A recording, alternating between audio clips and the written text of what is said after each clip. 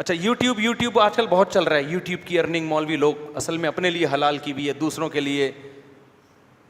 تو یوٹیوب کی ارننگ مولویوں نے اپنے لیے حلال نہیں کی ہے. مولویوں کو ہم آپ سے زیادہ جانتے ہیں.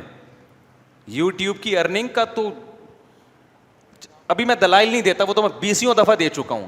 جو لوگ مولویوں پہ اعتراض کرتے ہیں نا یوٹیوب کی ارننگ حلال ہے حرام ہے, میں ان لوگوں سے کہتا ہوں, وہ کہتے ہیں اصل میں ان کے اپنے چینل ہے نا اس لیے حلال ہے.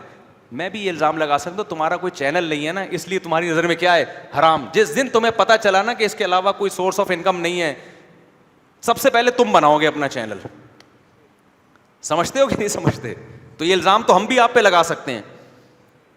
تو جس کو جو منہ میں اٹھاتا ہے اٹھا کے پھینکتا رہتا ہے, بس پھینکتا رہتا ہے. اور اگر یوٹیوب کی ارننگ حرام ہے تو پھر سب کے لیے حرام ہے. پھر یوٹیوب کا جس کا چینل ہونا وہ آپ کو چائے بھی نہیں پلا سکتا, چائے پلائے گا وہ آپ کے لیے پینا کیا ہے, حرام ہے.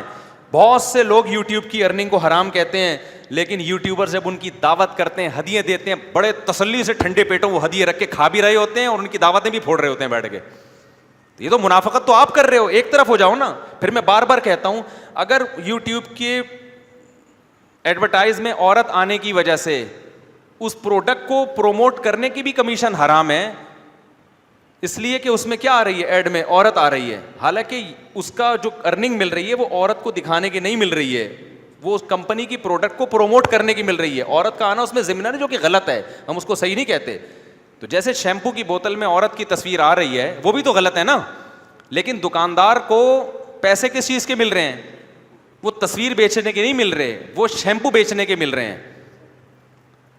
تو وہاں بھی تو آپ دکاندار کو بھی بولو نا کہ یہ اصل میں چونکہ دکاندار چونکہ مولوی ہے تو اس نے شیمپو کی بوتل جس میں اتنی بےہودہ لڑکی کی تصویر ہے اس کو بیچنے کو اس نے کیا کیا ہوا ہے, جائز کیا ہوا ہے. تو وہاں چونکہ اپنی جنرل اسٹورز ہیں, اپنی دکانیں ہیں, تو منافق بہت سے ہوتے ہوں گے مولوی منافق. میں کوئی ٹھیکیدار نہیں ہوں ہر چیز میں مولویوں کو صحیح قرار دوں, لیکن یہ جو تبصرہ کرنے والے لوگ ہیں نا اس موقع پہ ان کی منافقت ہمیں 2 اور 2 4 کی طرح نظر آ رہی ہے.